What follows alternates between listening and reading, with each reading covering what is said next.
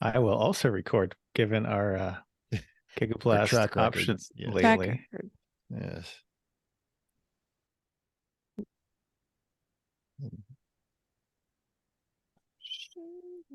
Oh, be quiet. This is good radio. It's not good radio. Racing an oddball car culture. It doesn't matter what kind of limited Actually have to hit the lucky share track button dog league when you you're run. SCCA or NASA, we won't discriminate. As long as you drive it hard and built it yourself. Join us each week for tech discussions, Tips, tricks, as well as news and notes. From the world of amateur endurance racing. And whether it's on the spot, Ella Sweet were lucky enough, and Chrissy. Chris, And I give you just the tip. We're sure you'll giggle a little and learn even less. Everyone report to the paddock. This is Chris. This is Chrissy. And I'm mental. And we are Everyone Racers. Welcome to an obscure old Ferrari episode of our podcast. Thank you for that. It's episode 315. The Ferrari 315S was a sports racing car produced by Ferrari in 1957. The model was intended to succeed the Ferrari 290mm, which won the 1956 Mille Miglia. Mia Miglia. Okay, sure. I've been nervous about that the whole time. The 315S mounted a frontal V12 engine at 60 degrees with 2 valves per cylinder and 4 chain-driven overhead camshafts. Not driven your obscure Ferrari sports racing car? Get out the bingo card. You never know what you're going to get. Only Ferrari in the 50s would have done 4 chain-driven camshafts. Admittedly, Bobbity boopity. this Wikipedia was not very long, so apparently nobody else knows or cares about this Ferrari. Because they made so like 3 of them, and they're They all worth a made 3 of them. bajillion, and everything has If- to be handmade by if there's any left. virgins in Yes. Milan when it's time to do things. Right. Yes, by somebody's 84-year-old grandfather who won't even take the cigarette out of his mouth while he's deep into your $1 million No way. Ferrari. No That's pretty much way. it. Yeah. Yeah. All right. I hate asking Chris what he's doing. So Mental, tell us what you're doing. So we had a 4-day weekend over the holiday. The government took Friday off. So Vicky and I, if you ever find yourself in Las Vegas, first Friday is an arts venue. We have the Arts District. They bring in food trucks. They close it off. There's streets, that sort of street shopping and all the food venues. So we spent a lot of time down there, and we ate giant burritos and got too full that on our way home, we actually stopped by a local venue we've been wanting to check out, the Red Dwarf. And it was awesome because it was a bunch of people my age who all used to be really cool back in the 80s, and they still dress like it and they just don't care. And there was a great local rockabilly band there called the Shakewells, and it was just a really, really good time. Well, that sounds fun. Yeah, so enjoying the Vegas music scene here. And then Saturday we did some shopping. Sunday we kind of laid around the couch. This is like, great old people thing. Vicky just bought a solar powered pool skimmer, so it spends its time floating around and getting all the little tiny bits off the surface of our pool so they don't settle in there. That thing is alarmingly entertaining because it's got sonar. It like backs For up when it gets to the edge. It not for the drives around. dogs. Is it effective? Extremely. Our pool. Can you looks send me a link to fantastic. that?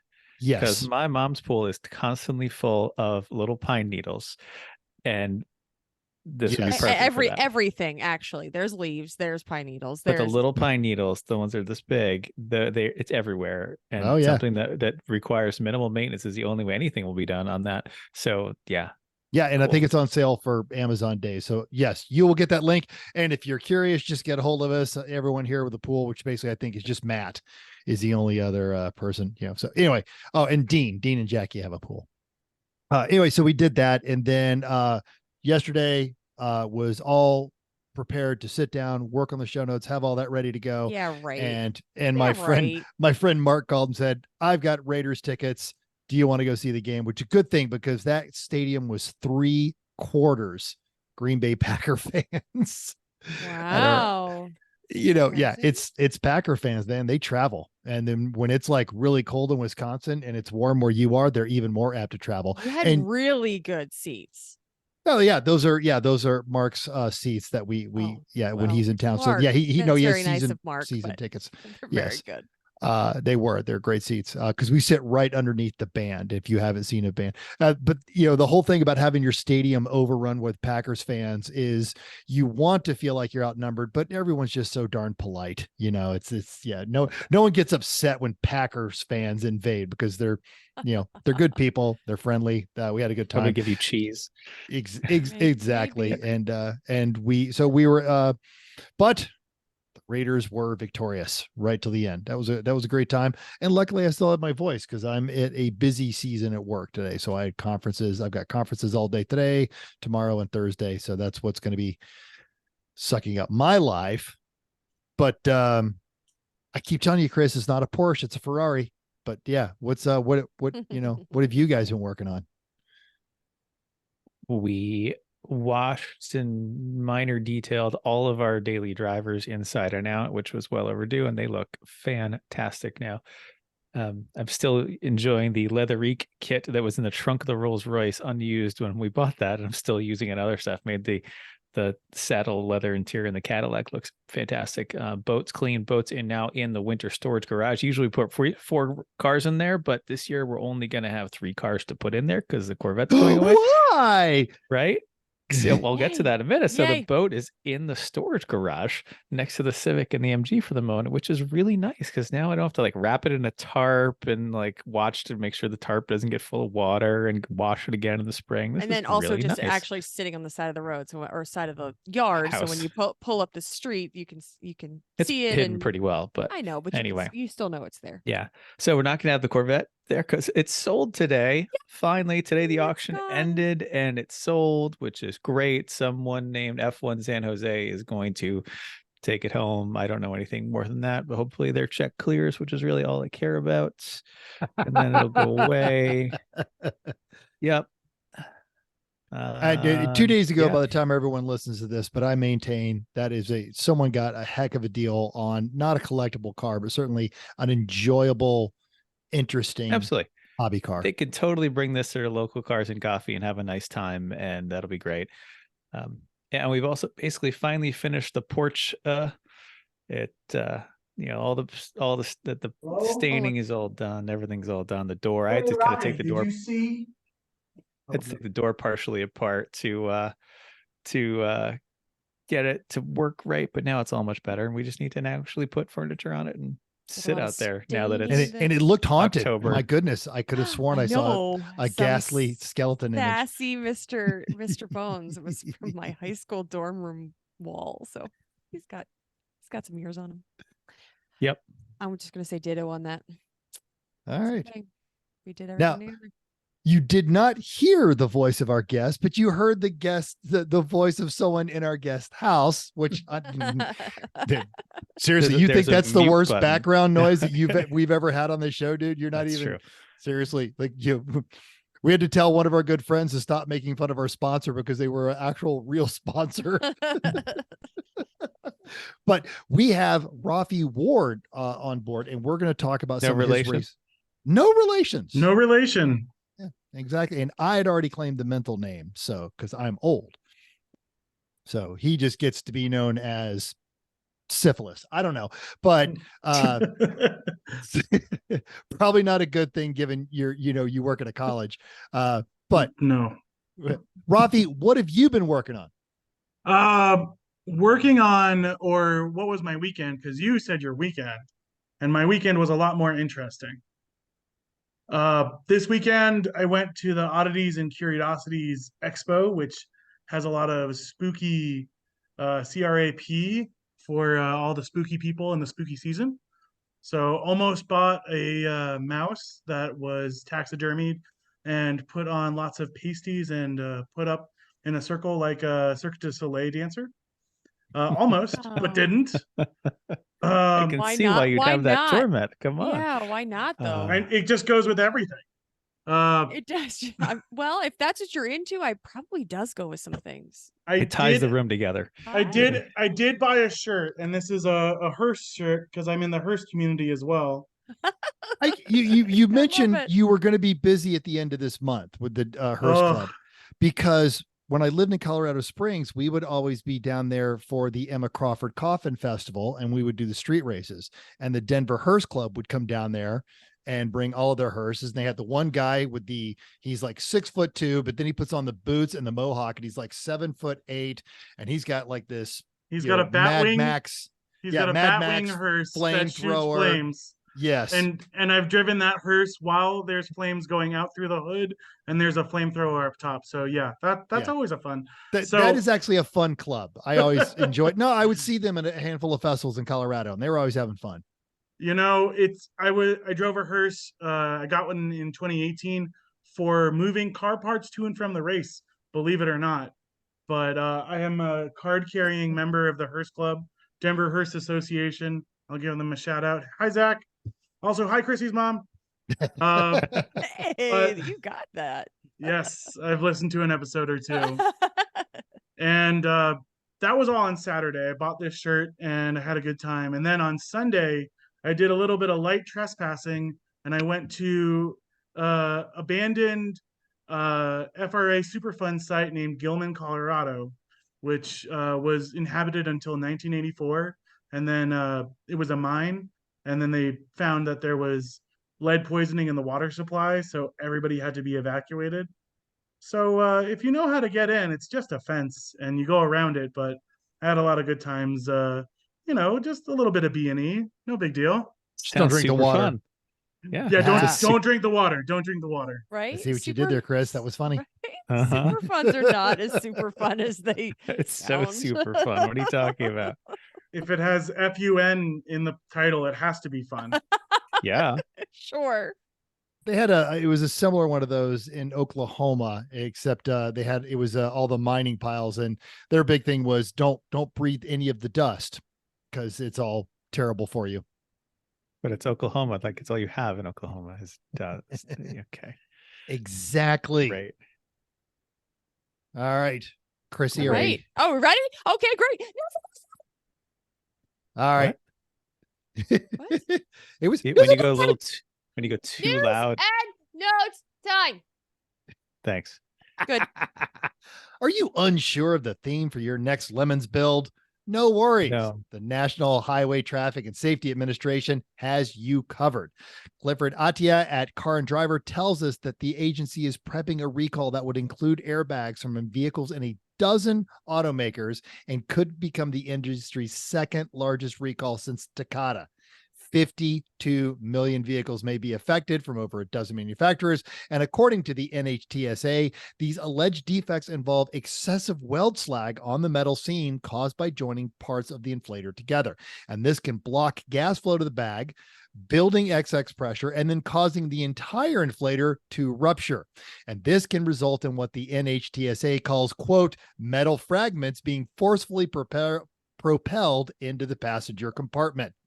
At least 9 ruptures and 2 deaths have occurred, and the safety agency has been investigating this issue since 2015. The manufacturer, ARC, has denied any wrongdoing and calls the incidents isolated.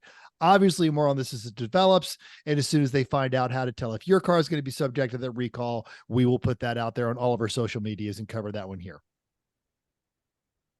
It says a 1 in 370,000 chance of rupture. As long as you're not the one, that's you can roll with that. And how do probably. you know that your friend isn't the one and or if they're not, are you too? Yeah. So it's 1 in 370,000, but all of us own how many cars? Ooh. Is it one person or one car?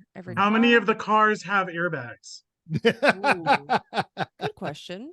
Oh, some of them have a lot though. Some of them. Yeah. Oh. Oh well. Anyway, hey, we mentioned the idea of an electric skateboard platform, especially for EVs, and the Rivian is exactly that. But as Jillian Dnistron at Inside EV points out, it can make the most minor repair very expensive because the body is fused to the chassis and hence require a removal of the metal and replacement. This is the case when a North Carolina Rivian owner was quoted $41,000 to repair a dent in their new SUV. Rather than be faced with a total of that fancy new truck, the owner found a guy named Matt Boyette, who runs all-out paintless dent removal in Jacksonville, Florida, known on Insta as the Dent Slayer. He was able to fix the dent for between $3,000 and $7,000. That's a tight range. And as the article states, the result is close to perfect. You'd be hard pressed to notice any defect if you're not looking for it. A tiny dent and 2 dots that will need some paint touch up. So while vehicles innovate and standard repairs don't work, so do repair shops. The result has gone viral, and a link is in the notes. A good PDR guy is worth a lot of money. Yes. We did get someone reach out to us on one of our socials asking about what we thought about the glue paintless dent repair kits, which I've never had any experience with, but I remember seen on TV at 2 a.m. Seen on TV. Yeah. I do remember living in Oklahoma. So we had a lot, hail damage and stuff like that. And there were some folks with the spoons, and they'd gotten to the point of, no, I will not be taking on your vehicle. I'm full and I've got all the work I want. And Wow. a good paintless, if you're looking for, you'll have to learn to apprentice in this industry. But if you are looking for a place where you can write your own ticket, learn how to be a good PDR person. Cause like Chris said, good ones are awesome.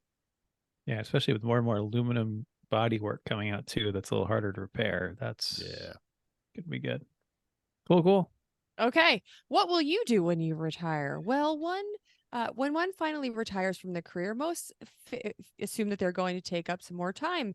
Generally speaking, people take on a new hobby. Some folks get into gardening, others photography. Andrew Beckford from Motor Trend tells us a story of Lee Meyer of Neeling, Nebraska, maybe, decided to modify his 1996 Ford Crown Victoria so that his 2,200-pound pet Watsu Longhorn Bull could ride shotgun with him into to local parades, as one does.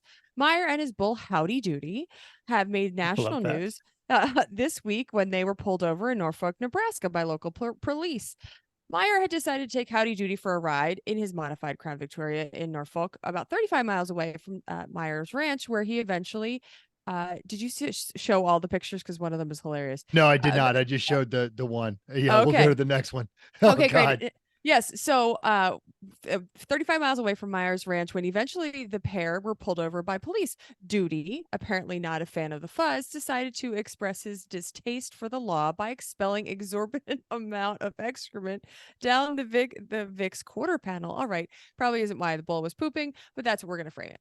Technically, it isn't illegal to modify a vehicle to carry a large animal as long as it still meets regulations. However, due to Howdy Doody's size and continuous stream of Doody running down the Crown Victoria's rear window, Meyer had some visibility obstructions. He could be cited for that, but Captain Raymond decided to let him off with a warning as long as he'd agreed to take Howdy Doody back home for the day. If only those of us with slightly louder than normal exhaust got off with the same warning. Yeah, poor Howdy Doody. There's Howdy in his car.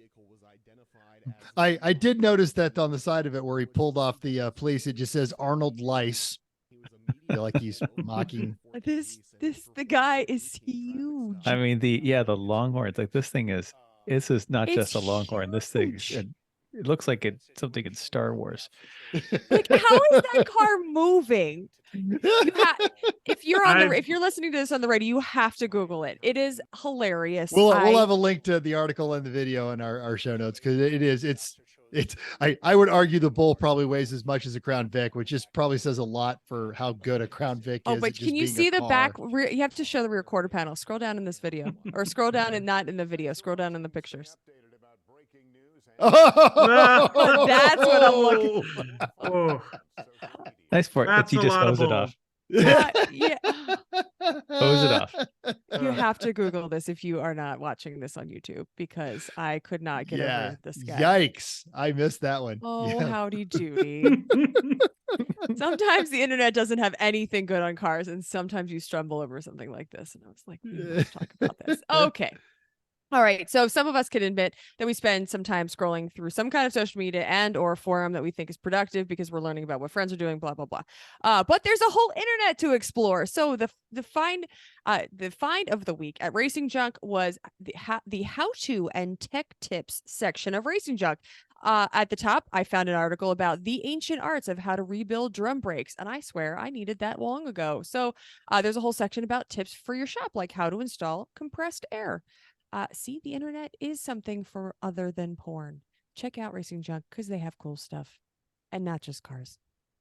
Absolutely. While you're checking it out, hit that pod 23, get that pro membership, like stupid cheap, like cheaper than a meal at Applebee's type cheap. And you get 50 photos for ads. You get to see who's watching your item. You get a dashboard. You can search favorite ads. You get early. You get video uploads, all kinds of credit. It's cool. You should definitely do that. Do some joy scrolling. Learn how to rebuild drum brakes. I feel like we need to do a after the fact I specifically interruption that we say we're not sure this is actually working.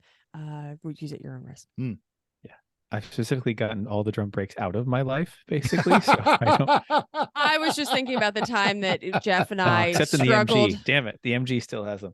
The time that Jeff and I struggled immensely trying to put the drum brakes back. That's when the spring ripped into his finger. We went to the hospital. I told him to harden the fuck up, and then we left the hospital and he didn't get stitches, and his friend told me he should get stitches. So that's what I was thinking about when we were talking about the art of repairing drum brakes. Does the Dodge pickup have drum brakes in the back? I can't remember. I know you guys borrowed the Jaguar wheels. No, the Dodge doesn't have it. It has actually full Jaguar suspension. So it's got inboard rear brakes and it's got discs all around. So the Dodge, the 1950 Dodge truck that Kevin owns, has like really good stopping power for what that truck is. More importantly, you don't have to do the shoes. Yeah, and fight with that. Yeah. Although inboard Jag brakes, not easier than unless you have them in a truck bed that doesn't have anything on it, then they're a piece of cake. A good call. Yes. Okay. In the Jag, not so much. In the 50 truck, much. Yeah. Very accessible. Great. Yeah. Yes. Okay. Upcoming races. Lemons is at the Ridge. Love that track. 42 cars.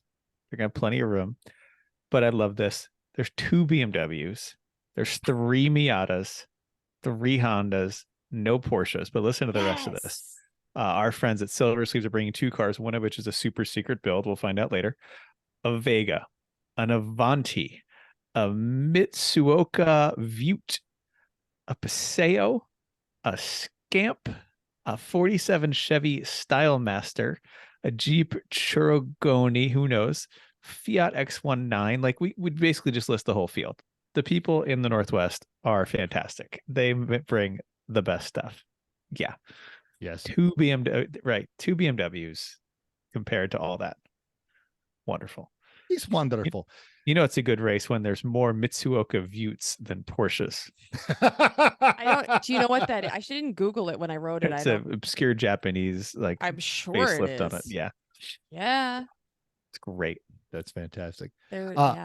Also, because I was watching football yesterday, I did not get a chance to email the folks at Lucky Dog, but they are running the Wild Dogs of Chuckwalla this coming weekend.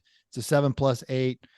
It's Chuckwalla, the infamous move while you poop bathrooms, and someone has to go refill. Button Willow. Yeah, so they got rid of that. Chuckwalla is the one where they in the middle of the night, the generator ran out of gas and powered the bathrooms. And yes. So we had to fix that. Oh, it was so windy. Yeah, in the desert. Yep. We stayed in a Jay's, our little camper. Yep. Yes. Anyway, race results. All right. Lemons, of course, this weekend. Triumphant return to Road America. The parade, everything. Apparently it was a little bit cold, a little bit rainy Friday night, but everyone else had a great time. Your winner on laps that nobody cares about was Team Orca in an 85 RX-7. They're out of Buffalo Grove. I believe that is the Red Bull knockoff LS swapped RX-7. Class B was Polka Kings. They finally kept that E39 together. He is an engineer by trade, an automotive engineer, and that car has not finished a Gingerman race that I know of because it always ends up doing something. So I am sure that is a hard, well-earned victory on behalf of the Polka Kings. It's a great team. Class C was Silent But Deadly Racing. That is our friends Matt and his crew out of Gilbertsville, Pennsylvania, and they were in a 1995 Infiniti Q45. which is, as I was told, it was a quick car in a straight line, but had a god awful automatic and took forever to get up to speed and just drove around the track like any good Class C car. But such luxury. Such luxury and such consumption. Apparently they were into, almost double digit per hour fuel burn.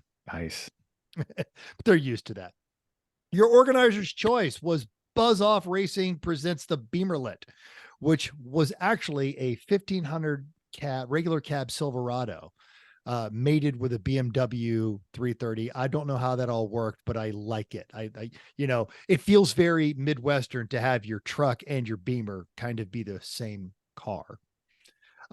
Judge's choice, our buddies Mofoco, not in their Pac-Man Foci, but in their 2005 Dodge Magnum with a slant 6, if I'm not mistaken. That is, I know he's been working on that for a while, so I'm glad they got that one to debut. Perfect drivetrain choice. It really is.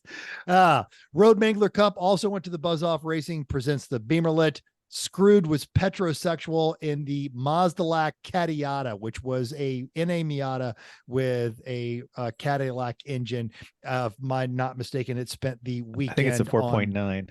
Yeah. Okay. 4.9. It spent the weekend on all 4 jack stands as what Aaron Cole would call surrender Cobra. It was in Dave's garage, actually, because Uncle Dave's car was fine. So he just sat there eating chips while watching other people work on their cars in his garage because he's a nice guy. There you go. Your heroic fix was Sunday Fun Day and a Mini Cooper S, which basically, if you manage to fix a Mini Cooper S at the track, you're a hero. The regional Milwaukee's actual best, not referring to that god awful beer that they have, was the Miller Ganate Poo Team in a 2001 PT Cruiser. They're locals out of Waukesha.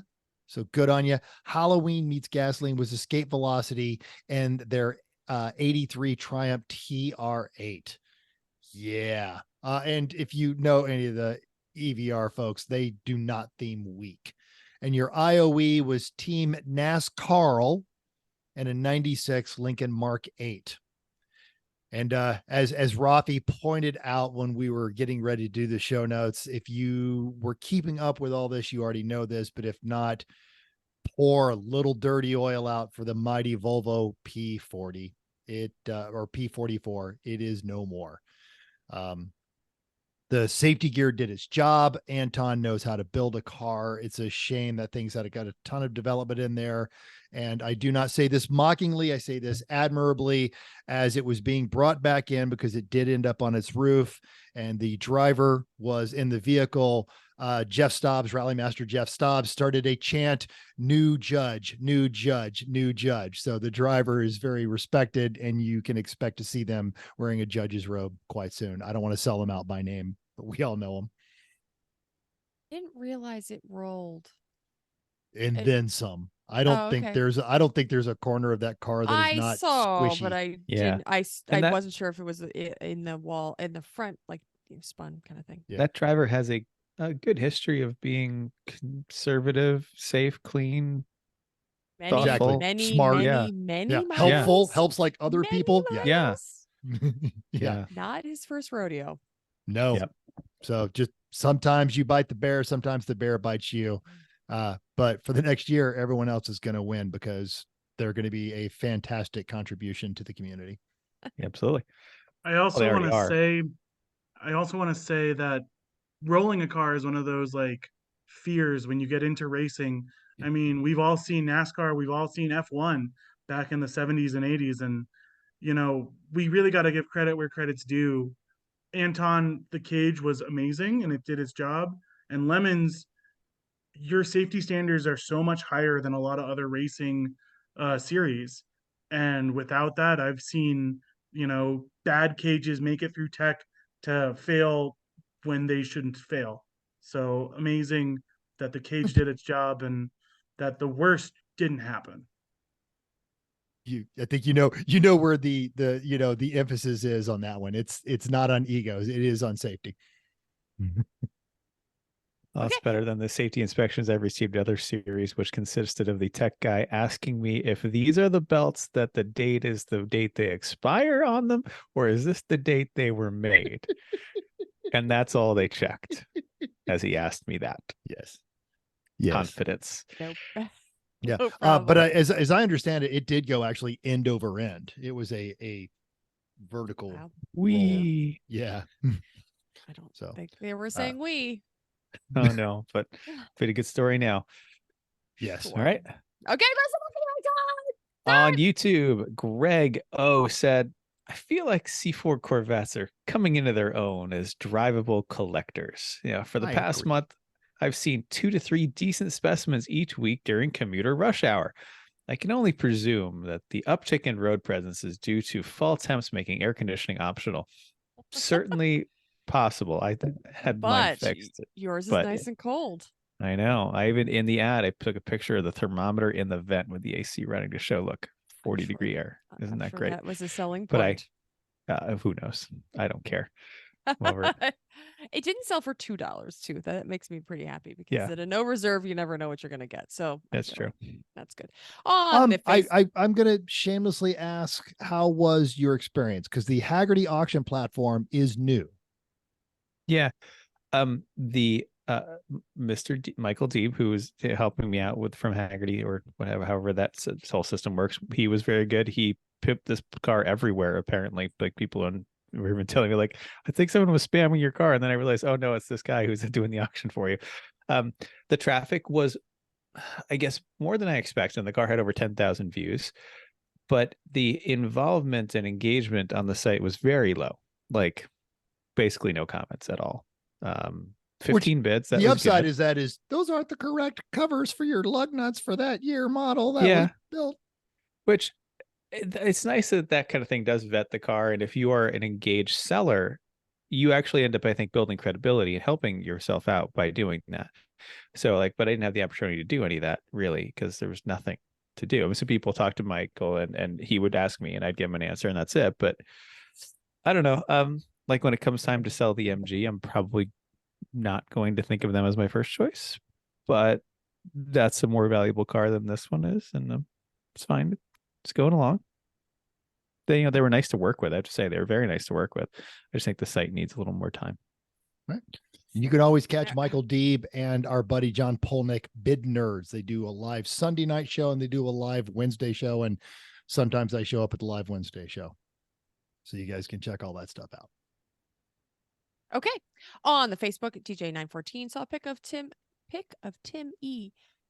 B eating chips as Dave was prepping the Cressy at Road America. I expect great things from the trip here. If I can get a tally on how many chips were consumed while others were actively doing work, that would definitely help for my research. Total chips or even ounces of chips would suffice as long as you note the altitude of chip consumption occurred at. His government experience. I'm pretty sure this was in response to my initial comment of him eating chips because it's a joke around here.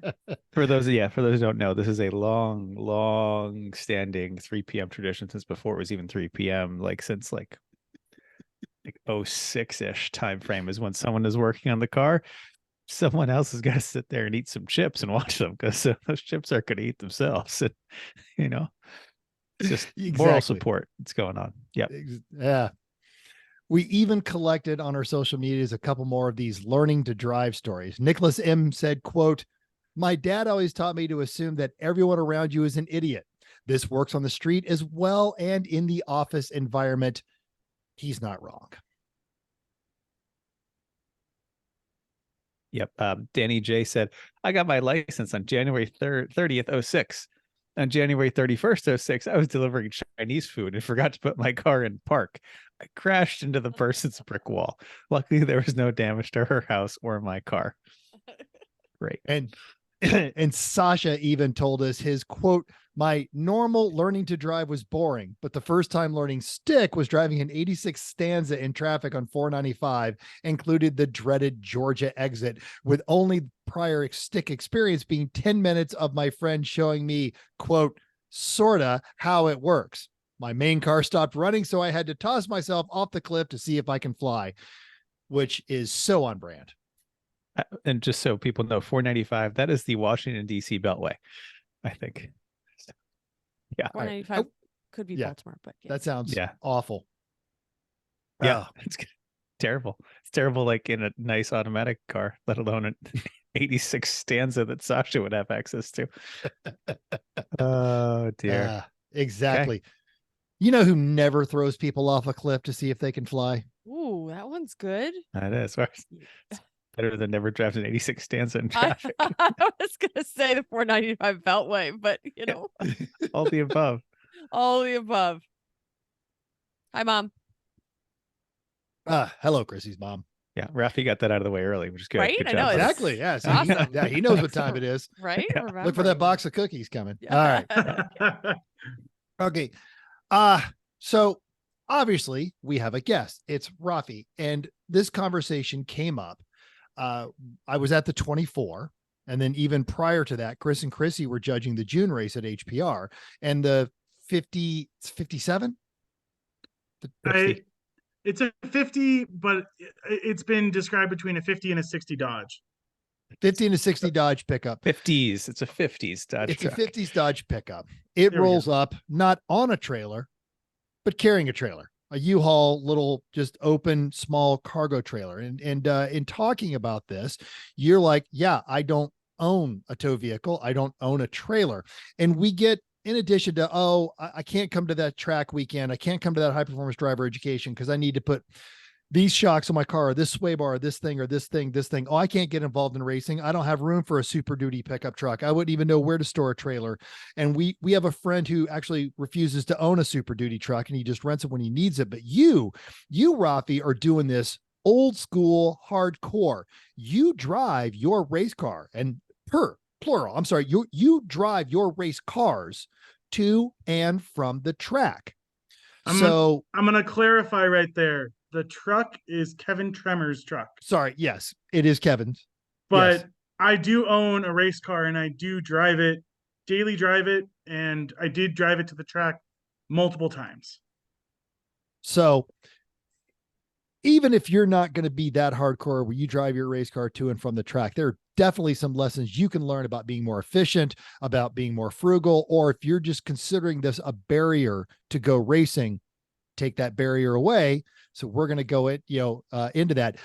So you live is it in Boulder or just outside of Boulder? I actually live in Denver now. I lived in Denver. Boulder for years and years, and I still work in Boulder. All right. So you lived in Boulder, live in Denver now. So you're driving your race car, not always in the best environment, I would imagine. And to reduce the suspense, your race car is I have a 1986 Toyota MR2 race car. Boom. The first generation one. Fantastic. Yes. All right.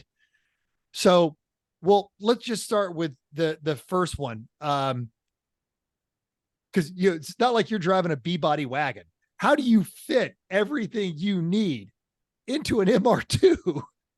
Okay, so this is going to require a little bit of backstory of how I got into Lemons and then how we got to where we're at now. 2016, I went to my first race at HPR. It was a great race. The Fieros were there. The Project Swiss Cheese was there. There was, Geo Metros. I had a great time. And I said, I've been following this for years. I've been putting this off. I want to get into this. So I got on to the Lemons forums and the Lemons Facebook community. And I said, who's selling a race car for the cheapest? And these guys in Texas said, we've got this 97 Cadillac DeVille that we raced at MSR Houston. We'll give it to you for like $1,100. So I said, great. And then I said, okay, now I need to tow it. I borrowed Brett Riley's truck, who's also in the Lemons community. He had the Plymouth Sundance or something, but some disposable 80s Plymouth car. Something. Yeah. Anyway, but he lent me his truck, which I'll forever be ingratiated to him for. And I went to Dallas. Feeding your addiction, you should hold him accountable. Yeah. I went to Dallas. I picked it up. I towed it back. Then I said, okay, I got to get a team. I got a team assembled. And then at 2018, the first race, what does a Cadillac with a North Star engine do at any sort of racing thing? Blow head gaskets. Exactly. 36 laps into it, completely exploded. Then in the paddock area, about 6 stalls down, someone was selling their MR2. And I said, oh, I've got a team and I just need a vehicle. So we bought the MR2 as a team. But again, now we're up to Wow, you have some absolutely wonderful friends with horrible decision-making capabilities. We'll buy a race car at the track. Who needs the cross shop? I mean, the best place to buy a race car is on a race day at the track. But we didn't race it then. That was 2018, and they had just added a second race in 2018, the Get Your Fill 500, which is now called the High Plains Drifter. But we got it. We fixed it up. We fixed the overheating issue, and we raced it. And then promptly in like 2019, we blew up that engine. We tried to fix that car and get it ready for the 2020 races.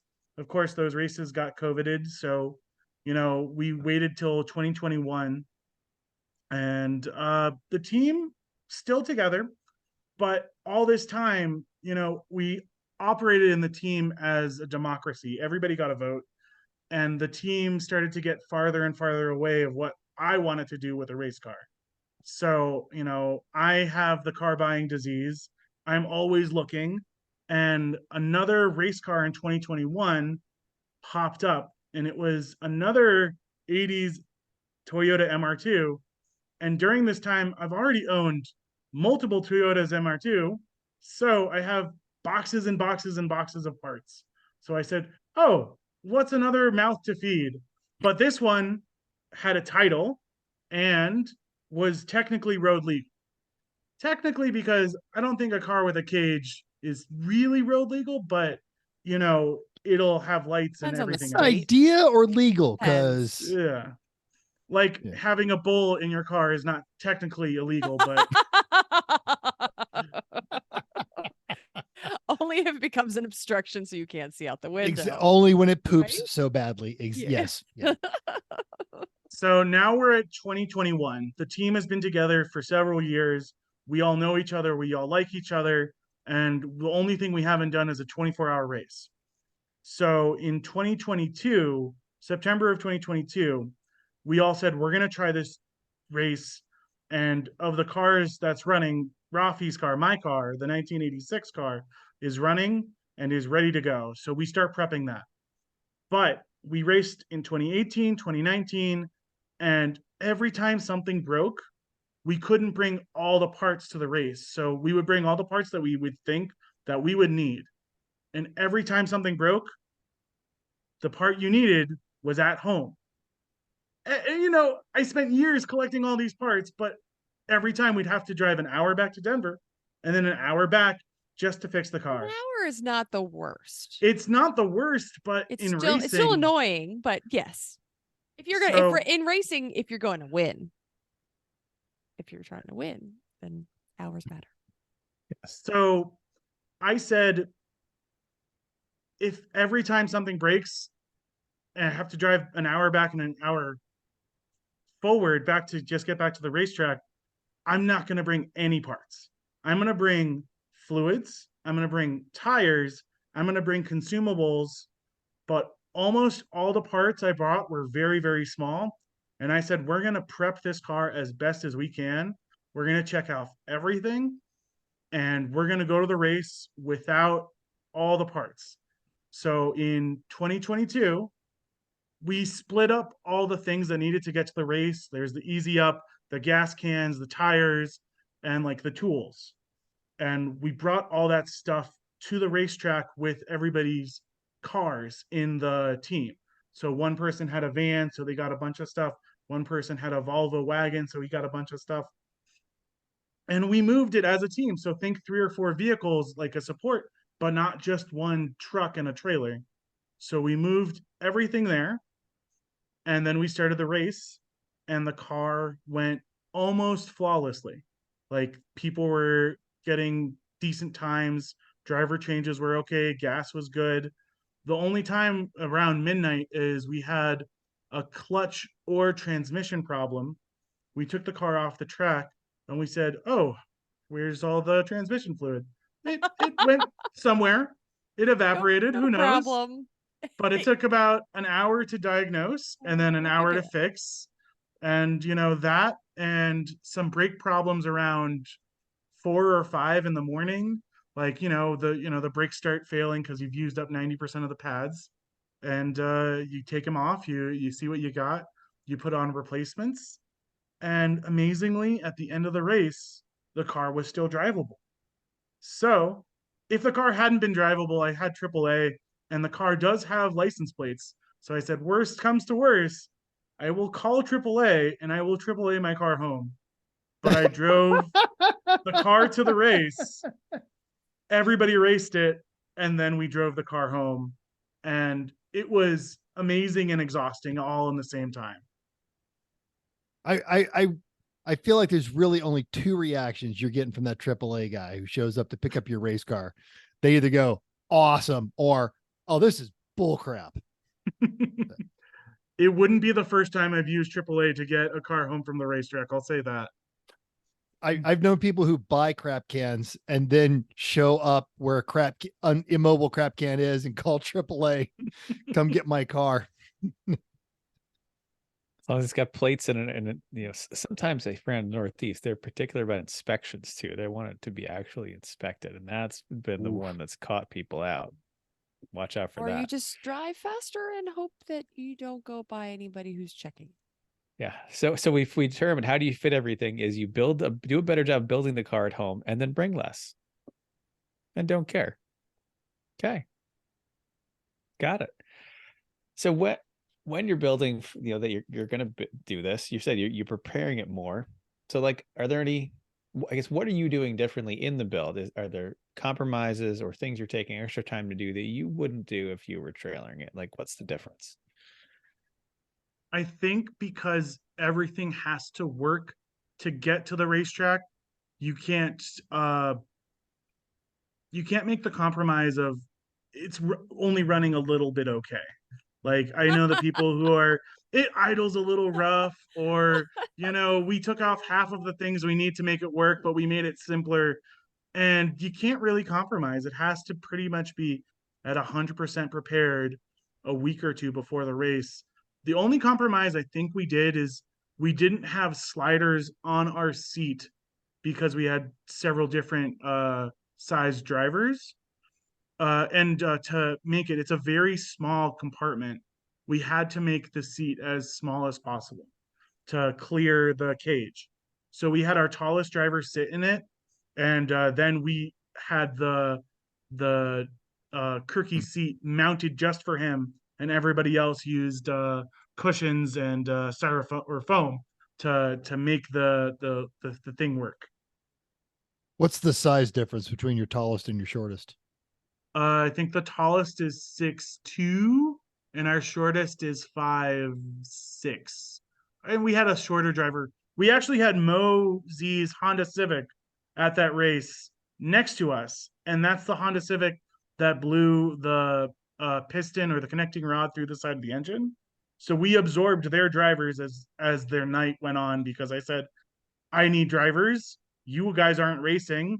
Just come over here and drive my car, because it's a 24-hour race. We need butts in seats.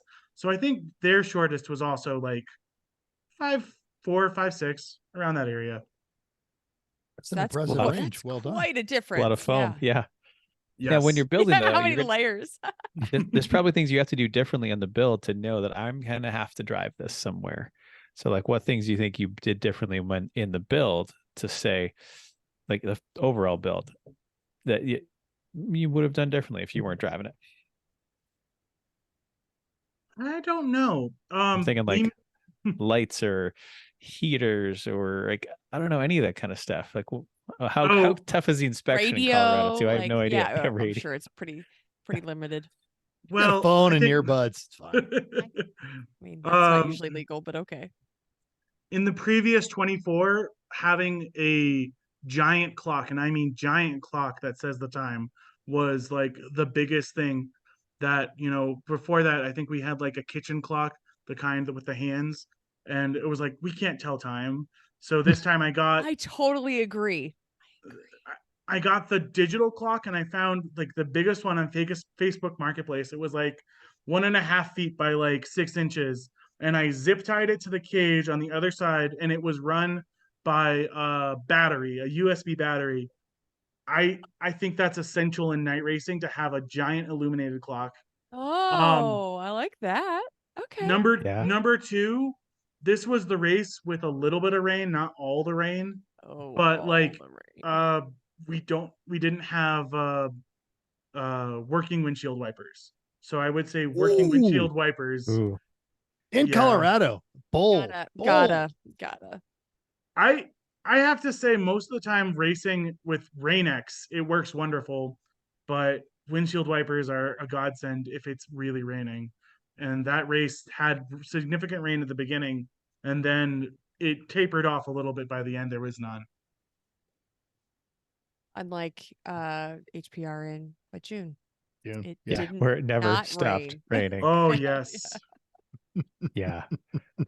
All right. So I feel like some of those things that we're doing lately anyway in our cars, just because like leaving the heaters and stuff in, because it's just better to have the defroster, and leaving the wipers because you need those, not going for all out weight reduction, but no usability. Got it. If any new racer is listening to this program, and we say this over and over and over again, and we say this because we all did it, and when we did it, we were wrong. Do not take your windshield wipers away. If you're building a car, leave the windshield wipers on there. And if you have the ability to leave the defroster, but leave Arrow. that. Exactly. Though. I promise you, new race car builder, no one has ever won because they took their wipers off. There are teams that have won because they left their wipers on. No one has ever won because they took their wipers off. I think the other thing about the defroster is, if you understand the principles of why fog happens and where, if you understand that, so tell us more, because I know there are listeners that we have that do not understand this concept. You're not being nearly condescending enough. We really need you to. We need Chris, you to get a lot more listen snarky to this, with that Chris. point. Chris, listen up. We've all sat as judges in the penalty box when people come in going, I didn't even see that yellow flag, and you reach inside their car and wipe. So for the people who don't know, it's condensation and heat that creates the fog on your windshield. And of course there's going to be humidity, so that's what's going to condensate. But the heat is either from your engine or from your dashboard or something, or even inside the cabin, because you humans create heat, and especially in racing. But if you understand what my friend from Alaska used to call this, like the Alaska defroster, if you roll down your windows and you equalize the temperature between the two, then you won't have that condensation and that fog. So there was a team with the Acura Integra. Matt, I know your name. I'm just forgetting your last name right now. But they had the hatch on the Integra, and they were like, it keeps fogging up after a few laps. I'm like, take the hatch off. All the windows are out, and it'll equalize that pressure. So everything with that is just understand what it makes, and just, there's solutions. But having a defroster is good if you have windows and other stuff like that. Or if you're not moving enough air inside the cabin during an extended full course yellow or something like that. Mm-hmm. Or you're sitting there in the morning waiting to start, waiting to go. Or the car just doesn't move enough air no matter what you do, which happens sometimes. All right. So when you're racing a car, you're out there, you're dominating, you're getting a little red misty. Do you have to change your mindset a little bit when you're driving to know I am driving this thing home? And I speak from a bit of experience here, is when we took Chrissy's Mazda 3 to Grid Life in New Jersey, which is only 2:15 away from our house. I towed the Civic because that's non-registered, and Chrissy drove the Mazda. And during that event, we were concerned, like, well, something's going to happen. No, this car's been reliable, until it blew an oil cooler hose and spewed 4 quarts of oil out all over the place, and it didn't. And so then that was the end of the day. We had to figure out how to drive that home. So along those lines, what do you do differently knowing you're driving that thing home? Also, there was an incident of me driving all the way to, I drove to Pittsburgh and back also. So that's even longer. Yeah, that's when it was still a street car, but right. Yes. Right. But it's still same thing. I'm on Yeah. the track and then you still have to drive it home. And that's even longer. Go ahead. Yeah. Sorry. I was team captain and I said, look, this is my car and I want you to go out there and I want you to have fun. But always remember this in your mind. Bring the car back because that's how I'm getting home. Like, I just need you to frame this like all the drivers don't drive at 10/10. Always drive at like 7 or 8. And just remember, like, if you screw this for me, I mean, you might be owing me a lot more than just a car, but like, I just want to go home at the end of the race. That's all I want to do. So many people out there, they build their race team on, well, who's got the faster lap times? Well, who does this? Well, who uses less consumables? And there's a real simple answer to that. Who's going to make sure the car's still running at the end of the race? I've had races where the car like limps off the track and onto the trailer, and I did not want that. I will say something about consumables. We only brought one extra set of race pads, and then we used 100% of those. So I drove home on highway at highway speeds with like 1% of my brakes left. And That's all you need. One though. stop. That's all you're getting. One I stop. mean, I didn't, so I wasn't in the car. I had been in the car sometime in the night, and then didn't drive it until I drove it home. And if you drive home from HBR, it's like you don't even need to really touch your brakes until you're on the highway. But it was about like halfway down that highway, and I needed to do like serious braking. And I said, oh, there's like no brakes left. And people had like warned me, it's like, there's like nothing left. And I'm like, now I know. You're like, fine. Yeah. You don't need to brake. Yeah. Yeah. But what I if feel you like I have that attitude half the time anyway, because I'm Sure, the one me that has too. to fix it no matter what. Yeah. So it's like, just don't break it because I don't want to fix it.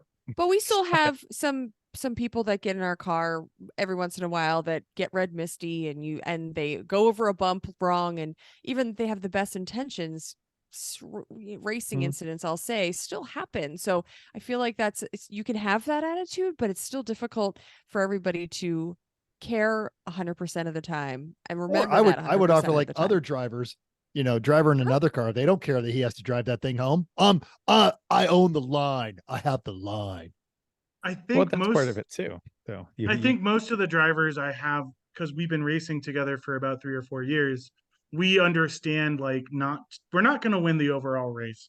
Like the Well, 24 not with that is attitude. well, the 24 is like Mount Everest, and all you want to do is climb Mount Everest to say I climbed Mount Everest, and Totally. it's just like it's so insane. And at the price point, I got this car for $3,000 without a fire suppression bottle. It had a system and without a seat, and it was caged and running and driving. And it's like for $3,000 plus all the money and time I put into it, that's fantastic. And also, the other thing about running this team, I know there are people out there who say like 90 minutes, 2 hour stints. I'm like, nah, 45 minutes to an hour. No getting red misty. Keep yourself sharp. More stints, but like if you start to feel yourself fade, I can only do 45 minutes. I can't even do a full hour because I feel that fade, and I'm like, okay, time to get off the track and let another person have their turn. Good And on like you. it keeps the rotation a little bit faster. You don't get into that. I've gotten into the like, oh, I'm door to door with someone. I just want another couple laps, and you lose all perspective. If you say you point at that giant illuminated clock, and you say it is 1 a.m. now, bring it back latest at 2 a.m. That keeps people sharp. Driver expectation management. That's Hmm. that's great. Yeah, it's good theory. Good on you. I feel like I drove less and thought about it more, but I was more concerned about driving when I knew that I had to drive it home. Hmm. Maybe that's just me, but that's kind of what I felt like. I was like, we even had a plan B. Speaking of, what's your contingency plan? What kind of, do you have a plan on what you're going to do if it's totally can't drive it? I was going to say something like AAA, But I also know friends with trailers. Like, let's just say if what had happened to Anton's Volvo had happened to my car, like completely flipped, not drivable, not able to make it home, I would have been on the phone with one of my friends with a trailer ASAP and been like, hey, I need to cash in some favors and bring the trailer with the winch, and we'll get it home and we'll figure it out. Um, Thankfully, I've never had to do that. I had a race where I brought a parts car and we needed to rob an axle from the parts car to keep the race car running. So that's when I called AAA and being like, I have a disabled vehicle. It just so happens to be at a racetrack. I need you to drive it. I need you to like tow it home. I don't know what happened. Axle fell out of it or something. It's so weird. But the race cars just happen to be just the same thing. Amazing. Yeah. I've got pictures. Let's say also having spent some time with you at the track too, I feel like you have curried a reputation where somebody be like, just throw it in my trailer, I'll drop it off, come back and I'll get my car, after the fact kind of a deal, which it's not a good plan. It is a reflective of how you conduct yourself at the track and the type of people that are willing to help you. But you should never go into one of these situations going, someone will help me out, because that just makes you a tool. I never said I was smart. I just had a dream to go racing and I somehow made it here. So it helps that you're racing an hour from your home. I was certainly. this is where I was going to get at. What if Like you're going if our car 4? breaks in New Hampshire where it's 7 8. hours away. Yeah. We started talking about going to other races, like the Hallett racetrack in Kansas was going to be the closest one. And it's in Oklahoma, but yes. Sorry. No. There. It's a great track. If you get a chance to go there. Yeah. Yes. But like when I lived in Say hi to Oklahoma, that's Connie. where we went. Say hi to Connie. But almost everywhere else, like Phoenix, New Orleans, Chicago, they're all so far away that it's just like we looked at the logistics and like we can't even think about doing this just yet. Maybe in like a few years, if the team is still together. We actually had a person move to Portland, Oregon, and the team car is going to him, and I'm keeping my personal race car. So we'll see if we keep racing and start to split up all the assets. But maybe Portland in a year or two. The one by Seattle Tacoma, that one. The Ridge. The Ridge. The Ridge. That's where they're the Ridge is great great. track. Great neighborhood. Would Our recommend. Neighborhood? There's a neighborhood? You're right. It's a lot of farms out there. It's pretty. It's beautiful. There's a sketchy junkyard. I was like, there is a sketchy junkyard. It is kind of scary looking. It's been what 10 plus It's been a years while. since I've been there, I was there 3 years ago. So yeah, There's still a okay. sketchy junkyard. Yeah. it's still there. Yes. Probably. Yes. And that'll And, but it's beautiful there. I've heard rumors that the Las Vegas Motor Speedway, they have an outdoor road course. They have reached out to Lemons, and Lemons is like, we're kind of full right now. We'll see what we can squeeze in later. So if you guys want to come down here, I've got Las Vegas would be fun. I'm hoping. So Very it's like 5 minutes from where you. I work. Oh yeah. Literally I can hit it with a rock from my office. It's fantastic.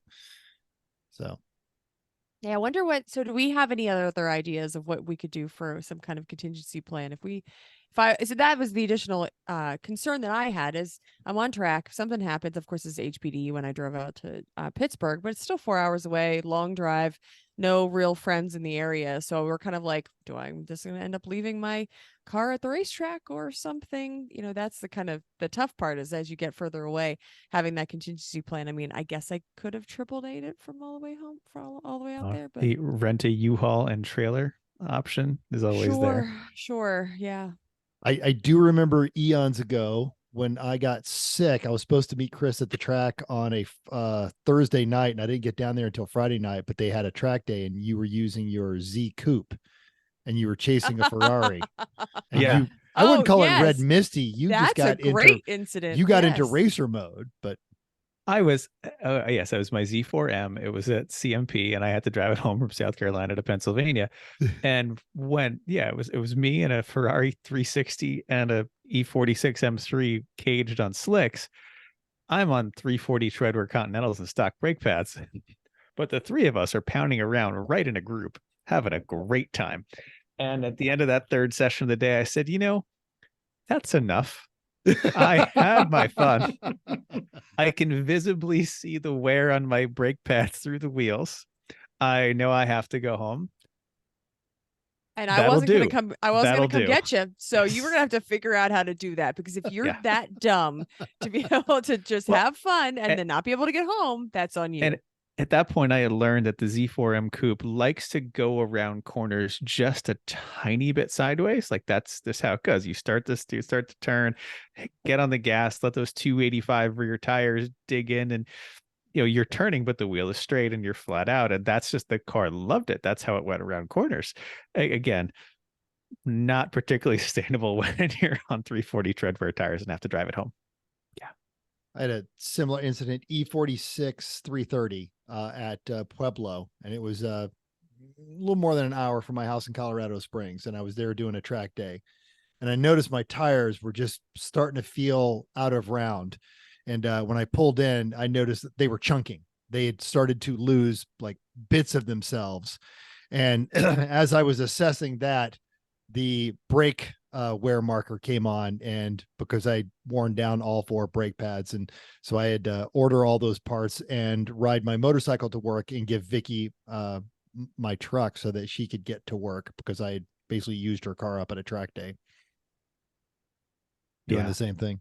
You have to use your brain a little bit sometimes on these. Yeah. But it's the time you're out there, you're like, just one more lap. It won't hurt. Just one more lap. It won't hurt. 30 minutes I can later. do one more session. It the other ones have been totally fine. hurt. Yeah, it totally hurt. Yeah. I will say we did have one teammate who did have a flat trailer with a winch, and he wasn't racing this race because he had taken that weekend to go race another race with his other personal race car. And I said, hey, just in case, if I need to call you, I'll give you a call and then we'll figure something out. So I think that was the real contingency plan. Like, we had, like, if things go absolutely wrong, there is one person with a trailer. And it's always good to have those people who owe you a favor and say, hey, I need that now. Thank you. That's fantastic. Any you run across any law enforcement? You work in Boulder, you say you drive the race car every now and again. I do drive the race car, and I've not been pulled over in it. And I think it's because it's an 86 MR2 with, the 1.64 AGE engine. Doesn't make a lot of power. Really, it's fun to drive, because when you're driving like 75, that's like 100% of the power right there. And does it have numbers and stickers and everything? It does have numbers. It does have stickers. It has a bunch of stickers, and it's not painted up. The other MR2 race car is painted, and after painting that car and theming it several times, I'm like, I'm kind of good painting a car every time I race. But I've never been pulled over. It's got lights. It's got collector car vehicle plates in Colorado because it's an 86, so it's a collector car. Ooh. You're right. That's the best. But other than that, no, I don't do other terribly illegal things. I do that in my 2007 Saturn Sky Redline. That's when I get pulled over. I always worry about it when I do drive the Mazda on the street, because it's a little loud these days, and really loud. It's got the rip-off Martini livery of Midori Racing that's a little loud, and it's got lights on it, but it's very clearly caged. You can see the cage very well from the outside, and no windows, lots of stickers on the back, big numbers. Yeah, it's a race car. I put pictures in the show notes all the way in the bottom of when this past June race. The only way I could work it all out, because I was going to show off my car to one of the judges, is I had to drive the car to work my 8 hours, then drive it directly to the race. So I have pictures of it, and like we wired the lights together. So it's one light bar and 2 giant fog lights. I know that brand name. I'm just forgetting it right Hella, now. I think. Hellas, They're the Hella lights. So that's Sweet. all it is. It's pretty stickered up. Like it's definitely. It's obviously only gotten more more stickers since then. Oh, yeah. I do love those lights. They're not legal anymore, but that's fantastic. Yes. But I have not been pulled over. And there's just so many stickers. So many stickers. Yeah, who needs Yeah. paint when you have that many stickers? Well, you're on the borderline for are they trouble? Like, are they like shenanigans trouble, or are they just crazy? Yeah, I weird. don't really want to That's going. deal with Yeah, that right now. Like, Yes. that's opening a can of worms I don't necessarily want to do.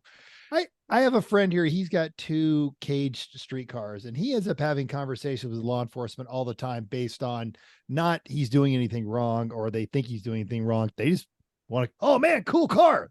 What's going on with this? What's this? What's this? So I don't know if you get that either sometimes. Especially working in like hippie central, Boulder. Not yet, but if I drive that car more, I might. It's got no windows. It's got a windshield, and that's it. So it's pretty much summertime and spring and fall. And now that we've gotten to the colder months, I stick it in the driveway. Just wear a jacket. Come on. How hardcore are you? Just put a jacket on. I definitely. So the Mazda also only has a windshield, has a hatch glass as well. So none of the other windows. But when we take it from storage, I've driven it. Both of us probably driven it from our offsite storage, is like 15 minutes away. You just layer up. I have a winter hat and gloves and a couple layers of jacket and whatever. Go in out. the summer, you had your cool shirt working. I while did. You drove it to the track. So when you were saying this, I actually drove mine to work and then from work to the track in Philly traffic, 4 or 5 o'clock. And it was, I'm going to say it was 96 degrees. No lie. It was the hottest day of the year. I brought my cool suit and cool shirt and box. I brought the box full of ice and put it in my office, left in my office all day, changed into my cool shirt and got in the car and drove in traffic for a good 2+ hours. So whatever, weather. I made sure to tell her that I had to turn the ventilated seat down in the Escalade. I was towing the other car to the track at that time because it was getting a little chilly in here. Oh, yeah. I got no words. I got out and I didn't fall down, but it was uncomfortable. I had some complaints. Oh, the floor was so freaking hot because the exhaust was hot under my feet. Mm-hmm. And that got really hot. It's all hot. So it is all hot. That's all good. So do you have any more stories from all of this? Do you have any, you've told some stories, but is there anything else that you that have come up that you've battled and you've figured out how to make it work and anything like that? In my first ever race in the 1997 Cadillac DeVille, I was the first driver in, and this is my first race, complete rookie team, and I knew basically only a few people. I went 100%, 10/10ths for those first 3 laps. After those first 3 laps, I was on the short straight going over the start finish line. I put my foot down and no brakes. I exited off in lap 3 at 30 or 40 miles an hour because it's a Cadillac. It's not going that fast. But straight off that first exit, and I learned a lot about racing that day because you cannot race a Cadillac at 10/10ths and expect it to be like a primo race car. There's the racing and then there's the wacky, and racing, that was part of the wacky. I think that's also why I raced in Kevin's truck, because that truck is something. It's been racing in lemons for years. It now has a Dodge 5.9 liter V8 engine in it with a 6-speed manual and the Jaguar handling by Jaguar. But it's crazy and kooky and weird, but I kind of like that now that I understand what Judge Phil said. You can't drive it like a regular race car. You are on a Sunday drive, and it just so happens to be on a racetrack. On a racetrack. We've had a couple cars like that. Totally get it. Yeah. What was the rule on the rolls? You get to use the brakes once. That's it. Once per lap. You get once per lap. That's it. If you do it more than that, it will overheat them. So You're warned. Yeah. And But you were like, I only needed them twice. Well, that's once twice too as bad, many. isn't it? Yeah. literally that was my answer, was like, but I really could use them twice. And then you start trying to get racy and you're just like, oh, that felt really good when I ran around that corner. And then you're just like, oh, now I have no brakes again. Yep. I feel you. I feel you on that one. Some other stories. The part you need is at the racetrack. Sometimes you just don't know where to find it. And I've started to preach this to other newbie teams. If you need a specific part and you're racing a common enough vehicle, I mean, you don't have to go door to door, but like go to every single paddock or person and say, hey, I have a 80s BMW E30 and I need this. Do you have this? And I've had to do that even in the last race. At the last race with the Corvette that Mental was racing, I had to go to the newbie BMW team and be like, this is how you do lemons. You have a part that you need. You go to every single person and you ask for help. And eventually you either find it or you find help. If I'm not mistaken, they got that part too. It was a team that they weren't even running a BMW, but they had run a BMW. And the guy's like, oh, wait a minute. I've got a couple of those in my trailer I never cleaned out. Mm-hmm. Yeah, that is brilliant. And sometimes it's just something that yes, it might be an actual part or a part that's pretty close that might get you what you need or get half what you need. So absolutely. That's why we love lemons. All right.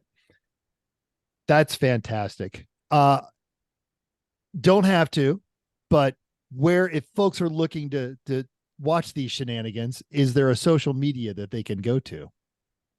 Yes, I have 2 Instagram accounts. My personal account, which is Raf Instagram, so RAF Instagram. And then there's the team Instagram because there was too much going on. And I've done a couple of Lemons rallies. So that is the original racing name that we adopted from the Holy Crap Cadillac. So it's Holy Crap Racing on Instagram. So just Instagram or at Holy Crap Racing. So no space. Yeah. All right. We will have those in our show notes as well. All right. I don't know what it just did. All right. Holy Crap Racing. Excellent. All right. All right. Is it time to wrap this up with our last segment? Sure. Let's do it. You know what that means? It's time for Just the tip. I've got to adjust the tip. Most of what this show is all about is learn from our mistakes. We've made a lot of them, and we like to tell you about them so you don't learn from them. So basically, this is just a quick reminder. Don't be like me. If you're really just pushing on something with a screwdriver, make sure your other hand is out of the way and or wearing gloves, both ideally. This is what I got. Yep. It's literally just the tip. Literally right just there. The tip. Yep. I was trying to fix the parking brake warning light in the Corvette, the sensor for that. I was pushing on it to try to bend it with a screwdriver because it was the interior and had my gloves on. A screwdriver went and jammed it hard into that and pinched the other side enough. And I'm in the middle of doing stuff. So I, of course, grab a paper towel and some duct tape and just wrap it up nice and tight. And that's good enough for the night until now. So, but that was entirely unnecessary and stupid of me. Especially since now you have to hear about it for like a week because you live with a safety professional. Well, so as a safety tell your story, honey. Okay, so as a safety professional, we call this a line of fire incident. It does not have to be your finger. This is the safety part of your safety tip. Then we'll go back to the story of what actually happened.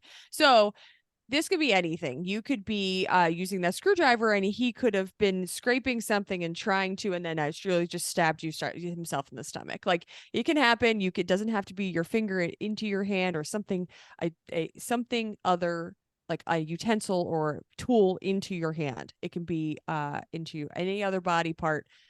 So that's really watching what you're doing. Usually you're supposed to push away from you and not have the tool going towards you. That's the safety professional part of me. So what actually happened was that Chris was working in the garage. I was doing all kinds of stuff, folding laundry, making stuff, whatever. And then I I was upstairs getting ready for bed, and Chris is digging in our place where there are Band-Aids and Neosporin, and he's digging and he's looking for stuff. And I was like, And he's trying to do it very quietly. Sure, yes. Like we all do when we're going through the cooler. We're like, don't let Chrissy see that we're looking for something. Don't look in my freaking cooler. Just tell me what you want. So yes. So he's looking. I was like, what are you doing? And he was like, well, cut my finger. And then, yeah. And so instead of coming up, as soon as he did that, he just wrapped it in paper towel and tape to try to fix it. So I said, did you actually get hurt? Did you hurt yourself a lot? And he was like, it bled a lot. The Corvette demanded blood. It did. It did. Tell One- me, I was one- trying to- I'll one- teach you. I was trying to fix a little stupid thing that was wrong because I wanted it to be fixed for the new owner, and that's what happens. And that's what you say to the car. The moral of Yeah. the story is never fix things after they're sold. It wasn't sold yet. Last night it was not sold yet. I was trying to be good because I hadn't disclosed that the parking brake didn't work real well. So I was like, well, I got to fix that thing because I knew what it was. I just got to do it. And Sold as is, where is. No But you knew- refunds. it is now. You- Once it rolls, once I don't see the taillights anymore, not my problem. You bought a 40-year-old Chevrolet. What do you think's going to happen? not your No, fault. Not my problem anymore. Mm-mm. Oh, well. Yes, but you're All right. fine. You're fine. Harden up. Rafi, seriously, this was great. I appreciate the perspective. And it's great that you have found a group of people that not only respect you enough, but respect your car enough to go, Rafi's got to drive this thing home. I don't need that lap record. So, and then being next to you guys when you're in the truck, that was always fun. So, yes. This was, sort of your idea. So I appreciate you coming out to us with the show topic on there. Different perspective. It's great to hear about it. Yeah. and it's 100%. something totally relatable. So that's awesome. Thank Hopefully you. people learn. Thank you for having me on. It was my pleasure. It was wonderful. And, I'm usually that weird guy either at the track or at work being like, hey, you guys want to talk about racing? And getting to hear you guys, I do listen to the podcast. So I listen and I was like, man, these guys get it. All they want to do is talk about like being competitive and having a good time at the track. Mm. I don't know about all that competitive crap anymore. We did that for a while. No. Oh, well. Or we go back to it, ebb and flow. Or you're We do. close, We then ebb you're and like, flow. yeah, where you get It's it back, like, and you're like, God. we're so close, we could do Depends it. on And how then you're that just first like, shift goes. Yeah. And then Yeah. trying, you're like, Close. God, trying is so exhausting. So tiring and not Can't we just fun. go drink? Ugh. God. The worst part about a 24-hour race is Yes. there's no paddock party. Right? I Agreed. love the paddock Oh. party, and The worst. that's just the worst part. We need to incorporate it in there somehow. Friday Well, you night can only wasn't do so bad much at Friday 24 night. at this last 24. Yeah. But yeah, you can only Yeah. do so much because you got to get in the car at noon. Yeah. Mhm. Well, hey, thanks for downloading us. We hope you enjoyed this week's edition of Everyone Racers. Hope you'll join us in the world of driving, racing, and building because everyone can be a race car, even you. If you enjoyed this podcast, subscribe for free. Give us that 5-star rating. We don't care what you think. 5 stars and tell us why. We will totally read it. If you have questions, show ideas, anything like that, drop us a comment all over the place. We're either Everyone Racers or everyone.racers. Emails everyone.racers@gmail.com. Text Mental. He loves pictures of your junk. Got 484. more junk pics again this week from one of our mechanic friends. Awesome. It's hilarious. Customer stated car driving funny. And then you see why. You're like, how are you not dead? Love that See? stuff. He loves getting junk pics. 484-243-0455. So, yeah, say hi. We appreciate it. And thanks again. Until next week, keep the shiny side up, especially because Rafi's going to drive it home. So you really need to keep those wheels down.